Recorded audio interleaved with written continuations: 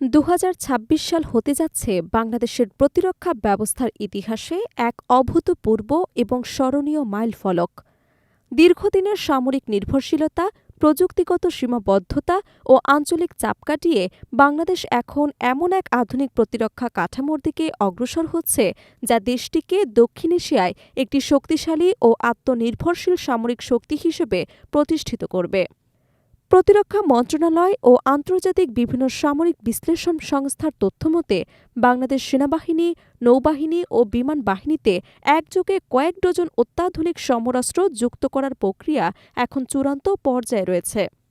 বিশেষ করে ৩টি ভিন্ন ভ্যারিয়েন্টের যুদ্ধবিমান ক্রয়ের চুক্তি সম্পন্ন হওয়ায় বাংলাদেশ আকাশ প্রতিরক্ষায় এক নতুন যুগে প্রবেশ করতে যাচ্ছে, যা আকাশপথে সার্বভৌমত্ব রক্ষায় কৌশলগতভাবে বড় পরিবর্তন আনবে।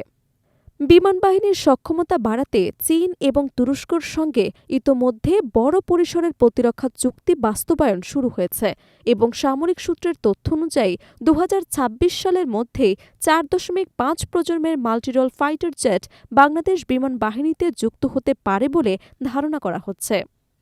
এসব যুদ্ধবিমানের সঙ্গে যুক্ত উন্নত এয়ার টু এয়ার ক্ষেপণাস্ত্র আকাশযুদ্ধে তাৎক্ষণিক প্রতিরোধ এবং প্রতিপক্ষের সক্ষমতা নস্যাৎ করার ক্ষেত্রে গুরুত্বপূর্ণ ভূমিকা রাখবে বলে বিশ্লেষকরা মনে করছেন।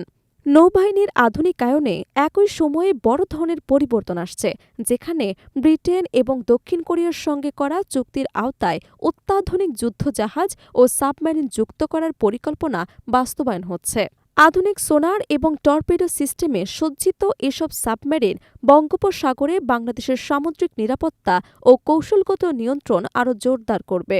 আন্তর্জাতিক সমর বিশ্লেষকদের মতে শক্তিশালী নৌবাহিনী কেবল সমুদ্র সুরক্ষাই নয়, বৈশ্বিক কূটনীতিতেও একটি দেশের অবস্থান সুদৃঢ় করে। একই সঙ্গে ড্রোন প্রযুক্তিতে বাংলাদেশ তুরস্কের সঙ্গে অংশীদারিত্বের মাধ্যমে দ্রুত এগিয়ে যাচ্ছে।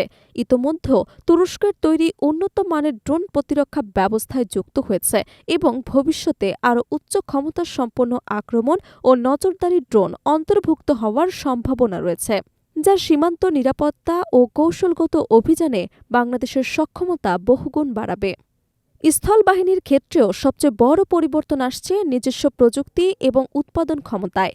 তুরস্ক এবং চীনের সঙ্গে প্রযুক্তি হস্তান্তর চুক্তির ফলে বাংলাদেশ ধীরে ধীরে কেবল আমদানিকারকই নয়, বরং প্রতিরক্ষা সরঞ্জাম উৎপাদনকারী দেশ হিসেবেও আত্মপ্রকাশ করছে। নিজস্ব কারখানায় ট্যাঙ্ক, আর্টিলারি এবং রকেট সিস্টেম তৈরির কাজ চলমান রয়েছে, যা ভবিষ্যতে সামরিক আত্মনির্ভরশীলতা আরও দৃঢ় করবে। আক্রমণাত্মক প্রতিরক্ষা কৌশলের অংশ হিসেবে আধুনিক অ্যাটাক হেলিকপ্টার যুক্ত করার পরিকল্পনা রয়েছে, যা পাহাড়ি এবং উপকূলীয় এলাকায় দ্রুত প্রতিক্রিয়া জানাতে সক্ষম হবে। সামরিক বিশ্লেষকদের মতে এসব আধুনিক সমরাস্ত্র যুক্ত হলে বাংলাদেশের প্রতিরক্ষা কাঠামো আরও ভারসাম্যপূর্ণ হয়ে উঠবে। আন্তর্জাতিক সামরিক শক্তি সূচকে বাংলাদেশের অবস্থান বর্তমানে মধ্যম পর্যায়ে থাকলেও ২০২৬ সালের এই বৃহৎ প্রকল্পগুলো সফলভাবে বাস্তবায়িত হলে বৈশ্বিক পরিসরে দেশের অবস্থান আরও শক্তিশালী হবে বলে ধারণা করা হচ্ছে। বঙ্গোপসাগরের নীল জলরাশি থেকে শুরু করে আকাশসীমা এবং স্থল পর্যন্ত সার্বভৌমত্ব রক্ষায় এই আধুনিক প্রতিরক্ষা উদ্যোগগুলো বাংলাদেশের জন্য কৌশলগত নিরাপত্তা বেষ্টনী হিসেবে কাজ করবে, যা দেশকে ভবিষ্যতের যে কোনো চ্যালেঞ্জ মোকাবিলায় আরও প্রস্তুত করে তুলবে।